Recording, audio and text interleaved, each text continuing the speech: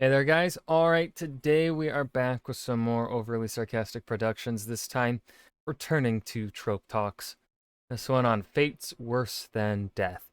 Now, I'm not quite certain entirely what she's wanting to mean by this. I feel like this could go a couple of ways.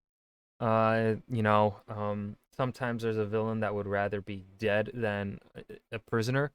Um, and then, you can make your heroes suffer instead of killing them. And something, a lot of the time, that's worse than dying as well. The torture. Sometimes they'd rather die. I've done that. And I think my current writing, I kind of do that a little bit. I'm trying to think, really. Yeah, yeah, I do. Um, so before we dive in, make sure you go and check out the links in the description box below. Um, Go and click the link to join the Discord and follow me over at Twitch. Did I say that already? I can't remember. Everything blends together. Let's dive in. This video was sponsored by Campfire Blaze, a fate significantly better than a fate worse than death. Oh, this'll be cheery. Stakes are a complicated concept in storytelling. The concept of a situation being high stakes originally comes from gambling. Your bet is your stake, so if you're betting a lot, the stakes are high. In storytelling, the concept is similar. In a high stakes bet, the gambler has a lot to lose, and in a high stakes plot, the characters have a lot to lose. There are a few stock stakes that are about as high as it can get, and they vary depending on the genre. In a rom-com, for instance, the highest stake is usually the key relationship potentially not working out. In an action setting, the highest stakes can vary. Death is the main option, but sometimes the stakes are even higher. Maybe if the hero fails, the bad guy gets the launch codes and starts a world war or otherwise threatens civilization, so basically the world as we know it is at stake. In some extremely high power level action stories, the stakes up to planetary destruction or even multiverse explosions. But as we've discussed previously, there's a bit of a diminishing return problem with stakes. And you know what? That might be why Infinity War is better than Endgame. Because, we know what the stakes are is if Thanos wins. But then, you know, where Endgame fails is that it shows us the world moving on. 5 years pass, it shows us the world moving on. And when you show us the world moving on, there are a lot of complications that come into that, like people moving on in relationships because they think their loved one is dead and forever gone. And then the Avengers save the day and bring everyone back. Uh-oh. Right? And, and a couple of times, the Marvel has sort of addressed this issue a couple times. I think in really with the latest Spider-Man movie they've been or in was Far From Home post. Yeah, Far From Home was post Endgame. Um God, Endgame's been out for so long. Um Far From Home, Far From Home and No Way Home, both of those I feel like have done Far From Home more so than No Way Home. I think I've done a really good job of handling that post, you know, dealing with the consequences of, people having moved on and then coming back. Of course, it's they've set themselves up essentially for, I don't want to say failure, but for disappointment because just you know, the scope of everything, right? They're not going to be able to handle it, and address it in a way that it probably should be addressed for the way Marvel tells its stories. But yeah, uh, Infinity War works well because we know the stakes, and then uh, Endgame could have been really good if they really it was them just making the decision to skip ahead in the future. Which like I understand from a certain point of view why they would make that decision to jump forward in time. But I think if I were to write it, I wouldn't have jumped forward in time. I would have instead I wouldn't have had the stones like destroyed or something. Um like or could have reversed it where there are like, I don't know, a copy of the Infinity Stones or something, or like after they get used, the Infinity Stones leave the gauntlet and poof off to other parts, you know, uh go back. to different parts in the universe. Right, so the Avengers have to kind of do what they do, but instead of going back in time, they just go out in the universe finding them, and then like current time Thanos. Because another problem is past Thanos, 2014 Thanos coming in and fighting the Avengers is he doesn't have like a connection to these Avengers, right? So the conflict isn't the tension between them isn't quite there. Um, but if you keep it current Thanos and he's like trying to stop them from getting their Infinity Stones, I think that could have worked better than what we got. Um, but of course, they only have they really don't have that much time to write scripts. Um, that film industry kind of stinky poo poo. With like, because they gotta, they want things made and they want them made quick. Um, anyways, Stakes. that was Ultimately, a a high tangent. stakes situation is a threat, and if the audience doesn't believe the story would actually go through with it, the threat doesn't really land. In order for a situation to feel high stakes, the audience has to believe there's an actual risk of failure, and if the stakes are too But also, Endgame does in a way elevate Infinity War because we know they go through with the stakes. And we know, right, one of the things that is faulty with my idea is that is a the common trope in Marvel that people were having, I think, until Infinity War, or well, really Civil War, is kind of Marvel was solving its problems within the movie, or they would be solved within the next movie, immediately after, or even like kind of get solved off screen. Um, so my idea, of course, solves the issue in terms of our time, not so quickly, but in terms of in universe time, right? They solve it within like, I don't know, the year after the snap, so that you don't have to then deal with the consequences of the snap. Right? There's a give and a take here. And I don't know what the balance would be, because I'm not a superhero writer, and I just don't like time travel. So that's why I really do not like Endgame. One of the reasons why I don't like Endgame anymore. I really liked it when I first watched it, but then like on a rewatch, it dropped hard for me. And the more I think about it, it continues to drop.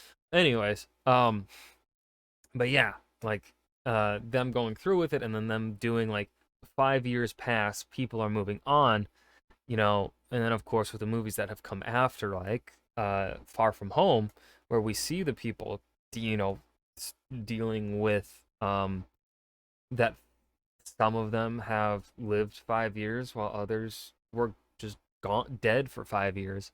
I think they did that in a way elevates the stakes in Infinity War and really makes Infinity War super enjoyable to rewatch. I really love Infinity War. It's I think it's in the top 3. I think it goes Infinity War, Winter Soldier, Civil War for me. Civil War and Winter Soldier can swap places. It really depends on the mood, on the vibe.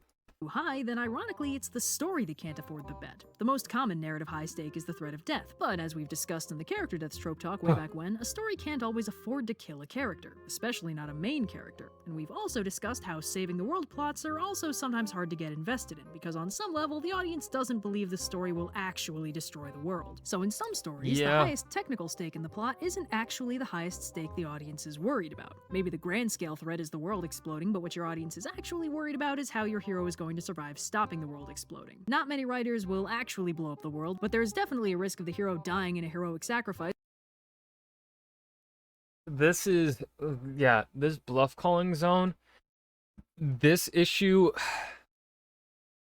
personally, I think this issue starts to rear its head the deeper into a series you go, especially with YA series, right?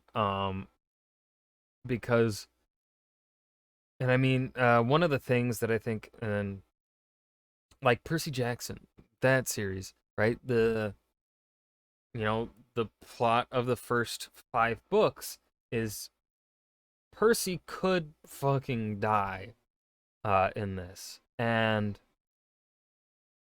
you know, it's a YA series, so maybe, you know, as a kid, I wasn't I was like a little worried for Percy, but as an adult, you know, ignoring the fact that I've read it before, but as an adult, you know, you're reading YA, it's a safe assumption you can call the author's bluff that Percy ain't gonna fucking die. However, you know, the way Rick twists it, right, where, you know, the Titan's Curse twist, where we're like, is Percy actually going to be the hero? And then we get the twist in the fifth book where technically Percy isn't the hero. He is the catalyst, essentially, to that sparks the events, and it is him that convinces the technical hero, though I don't want to call um what's his face a hero, the guy that gets possessed by Kronos. I forget his name. I'm blanking on his name. Um you know, I don't want to call him a hero because he's a fucking creep. But he is the one that does technically end up stopping Kronos because Percy can't do anything about it. It is that guy that has to stop Kronos. Um, so yeah. And then in the Rangers Apprentice series, in the mainline Rangers Apprentice series, I don't think I was ever afraid of any heroes dying. I was afraid of Holt getting killed, the mentor. I was always kind of afraid of that. Um, but and then in a the offshoot are like the tales, like it's a history of sort of history, but it's a bunch of like short stories or something, I think. Um, that comes after the main series of Ranger's Apprentice. They kill Will's girlfriend. I remember that. That traumatized me as a kid. That gave me trust issues. I remember that so clearly. I do think I gotta reread that series and see how I feel about it as an adult. Because as a kid, I think I did not like it at all. As an adult, I'm curious if I will feel like that was the right narrative choice. Um, but yeah, this bluff zone is it's a you know, the sheer drop off. It's a slippery slope. Um, uh, and yeah, I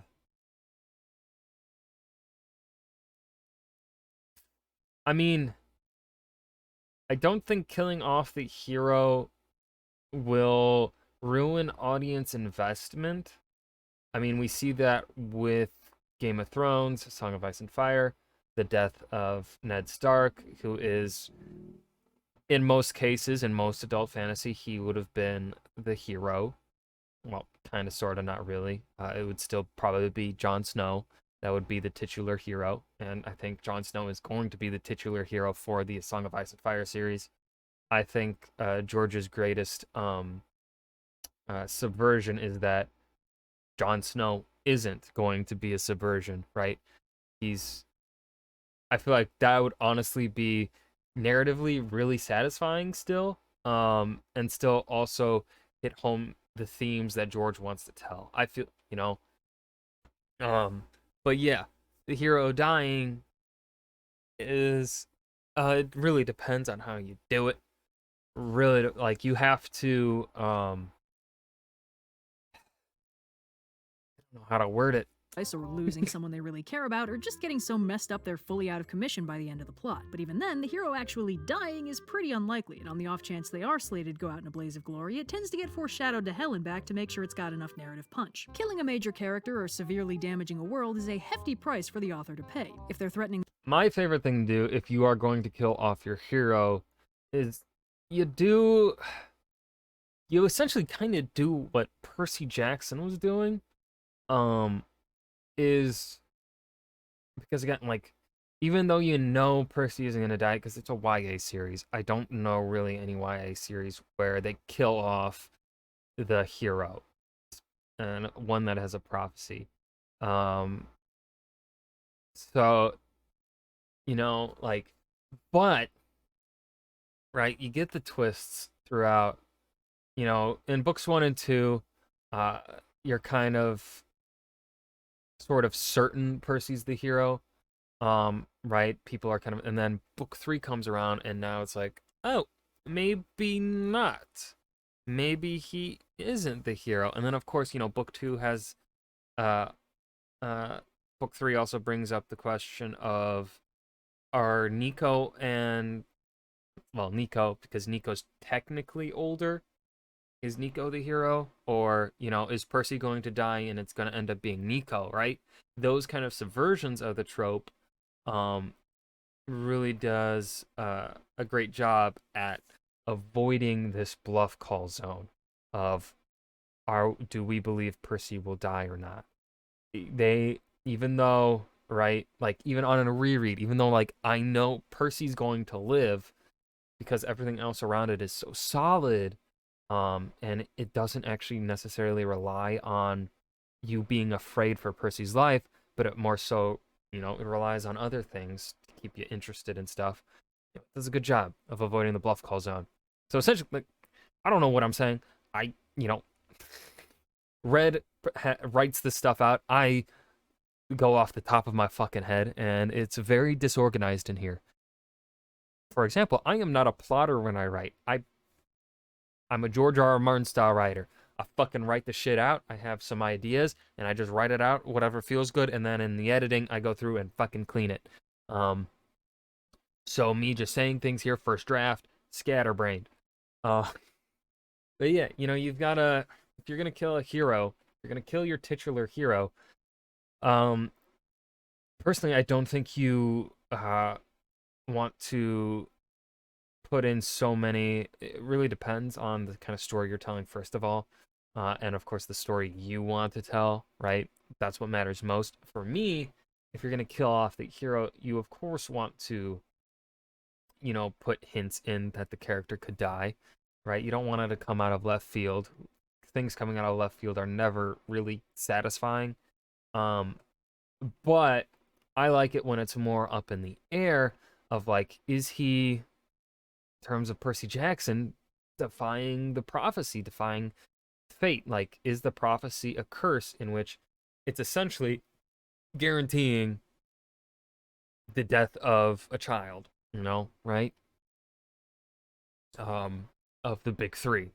Uh, you know, um, Anakin's prophecy ends up giving him like that sort of ego he has, uh, things like that. Plays into the prophecy around Anakin plays into his downfall. Is used to orchestrate his downfall.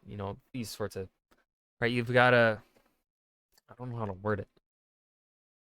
I don't know how to word it. The audience I'm with gonna high just cut stakes, out. the audience will recognize how much it'll cost them to actually go through with the thread. If you kill off the hero, what are you going to do for the next season? Try and sell us on some other protagonist? Lead into a spin-off? Even if you're ending the story there and sequels or spin-offs aren't an issue, do you really want to risk leaving the audience with a disappointing or unsatisfying ending? The story almost can't afford any of those risks. Stakes building is a weirdly combative part of writing. It really does feel like the writers and the audience are playing some bizarre game, where if the audience calls the writer's bluff, the story ends up feeling disappointingly danger-free, but if the writer bluffs convincingly enough, the audience gets genuinely worried the writer's going to do something that makes the story. And this is actually the thing when this is a problem actually writers have when it comes to reading stories, is because they are a fellow writer is usually able to call the author's bluff, and see where things are going, because, right, you know or people that just read a lot in general. If you read a lot, you're going to be able, you're going to see the tropes, the signs. You're going to pick up on things that maybe people that don't read as frequently don't pick up on.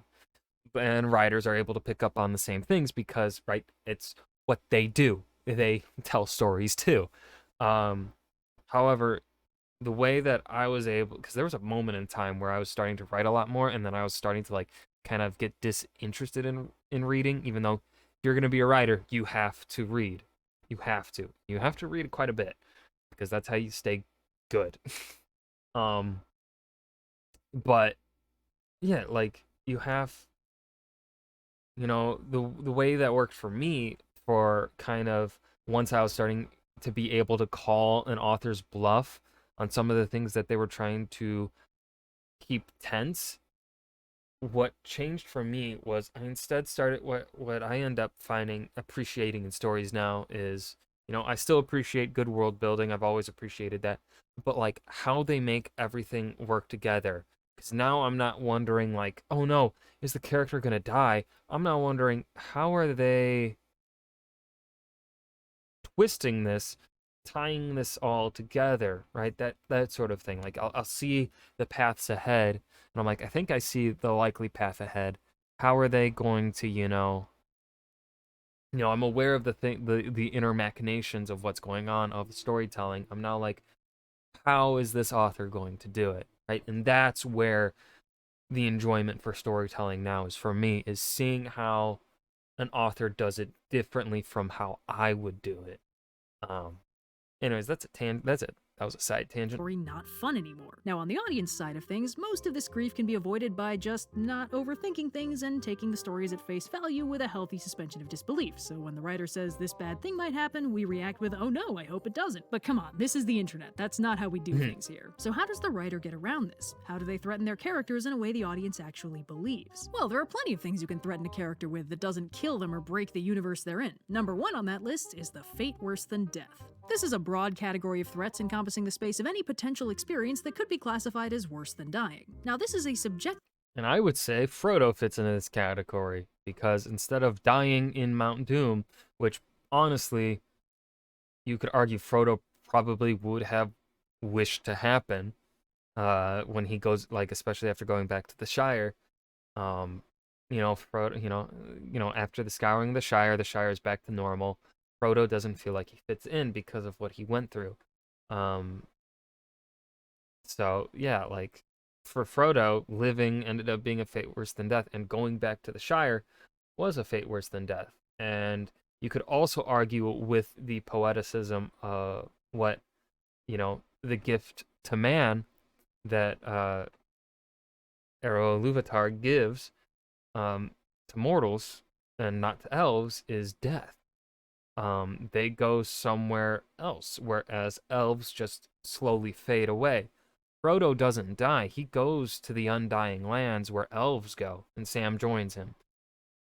You could say, and of course, Sam ended going to be with Frodo is probably the happy ending for Samwise, but for Frodo, continuing to be alive is not probably what he wants. Judgment that varies from person to person and character to character. And also immortality, and kind of the way I feel like Tolkien was writing it is immortality is not what you want. Death makes life worthwhile, I guess, way to phrase it. Right, because it's death that allows elves and men to get together. The elf has to essentially give up their immortality to be with a human. Although I think it's the sadness of the humans, of their loved one's death, that ends up killing the elf, and not necessarily the elves dying. But if you Baron Luthien, she gets the fate of man if she decides to be with Baron. I don't think Tolkien ever finished off his entirely, was entirely settled on the whole idea there before he died, but yeah. But by its definition, it's something the character wants to avoid potentially even more than they want to avoid dying. But it's also something the audience isn't immediately primed to doubt or disbelieve like straight up death is. It's like a healthy, sugar-free substitute for character deaths. It's very, very... And that's why the Hunger Games, I feel like, works pretty well. Because, if I were Katniss, I'd rather fucking die. And I mean, she did try to kill herself. With the, I think, what was it, Nightlock, was it called? The Nightlock pill or something, that capsule. And then Peeta stops her. And, she lives with that trauma. She's not, even in the epilogue, she's not over that trauma, but she's still able to live. She's able to find sort of joy in life. It's not the same as perhaps nor is it what her life should be, right? Her life should not be filled with the trauma that it was. But, yeah, very bad for the character, but since they're not technically dead, it's I like potentially this trope. fixable, so the audience is less likely to doubt that the author would actually do it. Worse than death means technically higher stakes than death, but since it's not death, that means the writer isn't necessarily losing access to that character in the future, so it's less of a narrative cost for them. It's higher stakes for the audience, lower stakes for the writer. But the fate worse than death has many more narrative uses than just threatening the heroes and raising the stakes. For one thing, due to its convenient not technically death thing, it's bizarrely seen as more kid-friendly. Hence why I do not think the Hunger Games trilogy should be YA. Based on what I gotta reread it to know for certain, but based on stuff that gets talked about in that series that I've seen resurge on TikTok, because I think the movies are available on Netflix now, and so of course TikTok starts talking about it again. And people are talking about certain parts of the lore and what happens in the story. I'm kind of like, because our main character here, and PETA don't die, it's YA, but like certain things that happen, and I'm like, I don't think this dystopia world should be YA. I think that's, I don't know. I gotta reread it and see if like if it actually does fit YA. But like things I've heard mentioned, and I'm like, I don't remember that. And I was like in 6th grade when I read it. I'm like, that's YA? Than garden variety death, and thus a lot of kids' media will default to fates worse than death as the standard high stake rather than regular death. For instance, and rather notoriously, the 4Kids dub of Yu-Gi-Oh! Changed a lot of the storylines so that characters stuck in death traps were actually just at risk of being sent to the Shadow Realm, a vaguely defined dimension of pain and torment that's totally not hell, you guys, and characters who were actually straight up dead in the Japanese version were just chillaxing in the Shadow Realm for a hot minute. Remember, kids, death is bad, but a long weekend in the timeout torture dimension is A-OK. In kid-friendly death-averse media, villains might also end the story by being subjected to a fate worse than death, rather than having a standard Disney villain death where they fall off of something very high and conveniently disappear so nobody has to deal with their body or think about them being dead. The fate worse than death approach might banish them to another dimension, seal them away for all time, or otherwise get rid of them without See, I think this is why, and, Ozai's, and same with Azula's, Avatar The Last Airbender does a fantastic job of, like, not using the fate worse than death as a excuse to remain for children, but instead, ties it into character development, for, Aang, right? Aang is being told to kill, essentially. Some people are like, you may have to do what you gotta do to end the threat. And Aang is like, he's determined not to do that. He doesn't want to break his pacifistic nature of, not killing. And so we have that internal struggle there of like, is Aang gonna kill or not?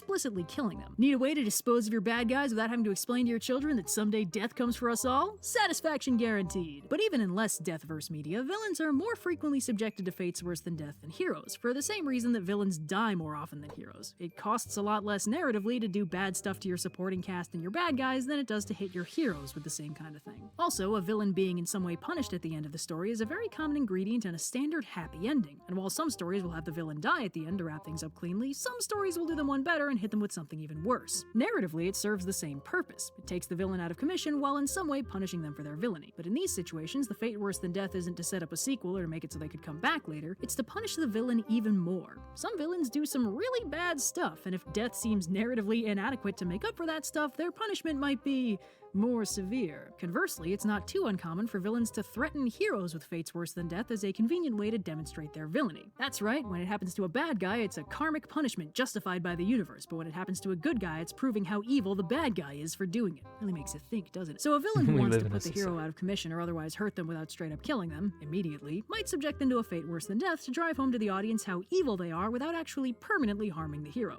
Usually. There is a bit of a spectrum here. The fate worse than death covers a lot of ground, ranging from fairly tame to actual full-on nightmare fuel, and the higher-end fates worse than death tend to be less Reek, Theon Greyjoy from A Song of Ice and Fire falls on irreversible nightmare fuel, I feel like. Well, I don't know. George is kind of leaning that Reek could still kind of recover a little bit and come back to sort of being Theon a little bit, remembering who he was. Reversible. On the Or the very torture. lowest end of the fate worse than death spectrum, we find the highly specific fates worse than death that a character wants to avoid for personal reasons. For instance, a character with a death before dishonor attitude might consider dishonor a fate worse than death, while the audience and other characters might think this is a bit silly to get so worked up about. A character's individual phobias can also fall into this category. While they might be very individually unpleasant experiences for the character, the audience usually recognizes that this isn't really actually worse than death and they'll probably be fine. Very slightly higher up the scale, we find fates such as the eternal nightmare coma, a concept we touched on in the Greatest Fears episode, where the character is trapped in a nightmare with no real physical consequences but lots of psychological ones. Also in this part of the scale is what I like to call the pain zone, a very basic bad situation where the character experiences general directionless pain for a while. Lots of bad guys in kids shows have weapons that do that because it's like they're injuring the character, but they're not upsetting the parents in the audience by showing any actual injuries. These are both objectively very bad situations for a character to be stuck in, but they're still pretty tame by fate worse than death standards because they're both fairly fixable. The character in the nightmare coma just needs to wake up and walk it off, and the character in the pain zone just needs someone to hit the off switch. This doesn't have to be consequence-free. The characters can experience lasting psychological consequences, we'll touch on that later, but ultimately both scenarios come with an easy out.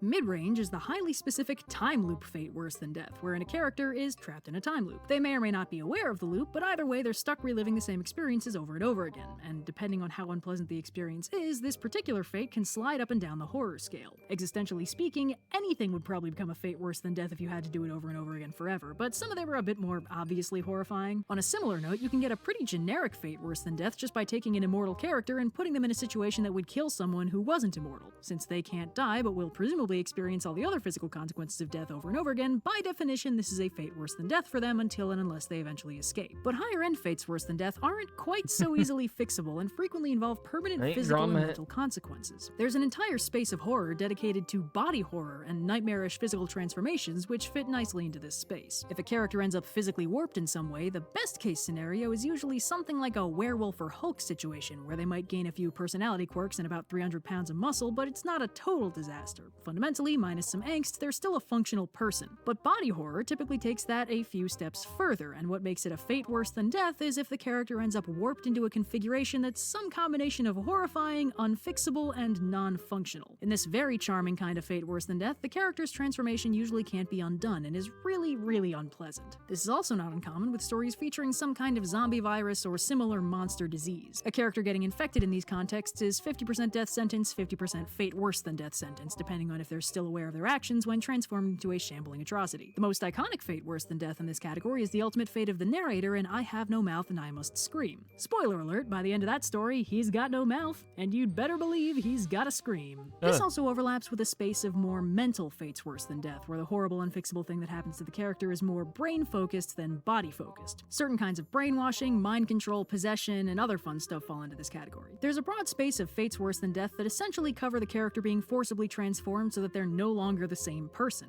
Existentially speaking, it's a form of death since the person they used to be no longer exists. Whether or not it's worse than death is a matter of debate and depends on who or what they've become instead. Now, of course, this is a non-exhaustive list. Writers have come up with all kinds of unique and creative fates worse than death to inflict on their characters. The sadists. Some are reversible, some are not, and some are basically just dying with extra steps. Oh, this character became intangible and fell into the center of the earth? Okay, so he's dead. He's just dead. He might technically still be alive down there, but he's dead. But the trick about fates worse than death is that sometimes characters get out of them. In fact, it's surprisingly common for a character with a tragic backstory to have experienced a fate worse than death as their background and potentially even their heroic motivation. See, if it happens on screen, it's a horrifying twist of fate, but if it happens in a flashback, it's just character development. For instance, anytime a story focuses on the Winter Soldier, we're usually either seeing the tail end of his fate worse than death of being stuck as a brainwashed, tortured Nazi assassin, or we're seeing him in recovery after escaping that fate worse than death, and he's doing his best to be a good person now. Or another superhero example, Wolverine. While the exact details of what he went through in the Weapon X program are usually a bit vague and subject to retcons, judging by how he reacts to the flashbacks and whenever the bad guys try and reboot the program, we can safely assume he didn't like it very much. Almost all revenge plots are based on this premise too. A character experiences something incredibly horrible, survives, then dedicates their life to avenging themselves on whoever's responsible. A fate worse than death usually has a lasting impact on the character, but it doesn't always destroy them. Sometimes it just makes them highly motivated and really pissed off. So we've seen fates worse than death used as a low-calorie death alternative for narrative and stakes-related purposes. We've discussed the sliding scale of fate worse than death severity, and we've touched on how they can play a role in dark, angsty character backgrounds to give your character a deeply unpleasant, tragic backstory. Perhaps unsurprisingly, as a relentlessly unpleasant trope, the fate worse than death is fairly simple simple on paper. It's the space of very bad things that can happen to your characters. And really, a lot of stories revolve around that generic space of very bad things. What are stakes if not the threat of a very bad thing? Sure, the villain of the week Yeah. was a real jerk, but don't worry, in the last few minutes of the episode, a very bad thing will happen to them and balance everything out. In my dark and brooding backstory, a very bad thing happened to me and now I'm all cranky and stuff. You see what I mean? Some fates worse than death almost end up like MacGuffins in that they're fundamentally interchangeable. Does it really matter if your villain was stuck in an eternal pain dimension, or if their soul was rent across dimensions during an ill-advised bid for cosmic dominion, or if they were frozen as an immobilized statue still capable of thinking and feeling as they witnessed eternity roll by, or if they just plain died? What's the difference, narratively speaking? Whatever the specifics, they're out of the picture because a very bad thing happened to them. To be honest, this trope really runs the risk of being boring a lot of the time. The only thing keeping it from boredom is the shock factor present in all horror. Yeah, I mean, to keep it from being boring is you just can't overuse it. You can't, like, you know, just shove the character into the same, shit over and over and over. And you don't want to constantly just have the character go through every single, like, fate worse than death, right? Maybe 2 or 3. You don't want to overdo it. Horror tropes. That bit where the audience goes all, oh, ew, that's a very bad thing, alright. But honestly, scrape off the paint and the fate worse than death is basically a very simple structure of a very bad thing with only one variable. Is it death? Or is it drama? Getting trapped forever in a hell dimension, or frozen as a statue, or turned into an amorphous blob monster, those are basically just variants on being dead when you think about it. It's not like they'll be doing anything else unless the writers want to bring them back for a sequel. And to be honest, even character death doesn't stop writers from doing that, so this really is just death with extra steps. And meanwhile, being subjected to horrible torments, or brainwashing, or watching everyone you love get murdered or something, those fates worse than death are drama. They add depth to a character's backstory. But I see what she's saying. Shallow, generic kind of depth where it really just justifies them being a troubled antagonistic dickhead for a while. Now, the fact is, this genericness is not inherently a bad thing. It means the fate worse than death is very versatile in its own way. If you want a character to experience a very bad thing, whether that's to spice up their backstory, torture them during the plot, or cleanly wrap up a villain's arc by inflicting one on them, you can just slap a new and creative coat of paint on the fate worse than death and give this character a tailor-made very bad thing that is ultimately just a carrier for either death or drama. For the villain disposal method, this is often used to give a character a karmic punishment. Ultimately, most karmic punishments are just very bad things happening to someone who deserves it, but the writer can repaint that very bad thing however they want. Oh, this dude was irresponsibly messing with time? Well, now he's trapped in a permanent time loop he may or may not be consciously aware of. Karmic. And functionally, he's dead. Like, come on, he's not getting out of that. He may as well be dead, only now he's vaguely aware and capable of suffering. So it's more karmic and functionally just hell, I guess. But really, it wouldn't be any different if you were, say, falling forever, or incapable of interacting with the physical world ever again, or in a catatonic state, unable to perceive his surroundings, or turned into an amorphous blob monster, or any of these other fates worse than death that boiled down to, well, there's no coming back from that one. And even the tragic backstory variant is pretty interchangeable most of the time, as evinced by the fact that Wolverine's tragic backstory is constantly in continuity flux and his personality literally never changes. Dead girlfriend, no dead girlfriend, false implanted memories, generic amnesia, circus background, doesn't matter, still Wolverine. As long as his backstory is unpleasant enough, it doesn't matter what actually happened. The stock fantasy protagonist's tragic backstory involves a quaint hometown burned to the ground by bad guys and a loving but stern father figure killed by said bad guys. The father figure doesn't matter. He's usually not even named. The hometown especially doesn't matter. It usually doesn't matter what the tragic backstory is. All that matters is the effect it has on the character, and perhaps unsurprisingly, most very bad things have fundamentally similar consequences for that character. They typically end up with a mix of angst, righteous fury, a few sexy scars. I've got nothing to add to what she's saying here. If the writer is into that, worryingly realistic portrayals of CPTSD, and heroic motivation. As far as tropes go, the fate worse than death is really all just special effects. At its core, it's a very basic narrative tool for inflicting a very bad thing on a character. That's not bad, but it's also not that deep. I guess this just goes to show that even the really dark, grim, and serious horror tropes that beg to be taken seriously are sometimes pretty basic bitches. So yeah, and thanks again to Campfire. And that was Trope Talk, Fate's Worse Than Death. I've got nothing to add here. I feel like I shared my 2 cents throughout the video here. This was a good one. I really like this trope. It's fun to mess with because it does give you that freedom. And of course, right, you kill a character, you're not gonna be able to bring them back. I mean, there are certain things you can do with like PTSD in terms of a character's death. Have another character like envisioning them or something like that, or maybe some magic influence. Someone's like planting the images in their mind or whatever, however you want to do it. So yeah, I mean, it just gives you a lot of freedom to do things to push narrative storytelling and to set up. Um, it also allows you to set up stakes real well because if, say, your villain is giving your protagonist the fate worse than death, that immediately sets, kind of shows our hero is not ready to face the villain at this point in time, right? And so you're setting up, you're making the villain stay around for a while longer, and you're really showing like our hero, you're setting up the stakes real well with that kind of thing, I feel like. So yeah, I hope you guys enjoyed. Remember to hit that like button and subscribe for more. I will see you in the next video. Peace.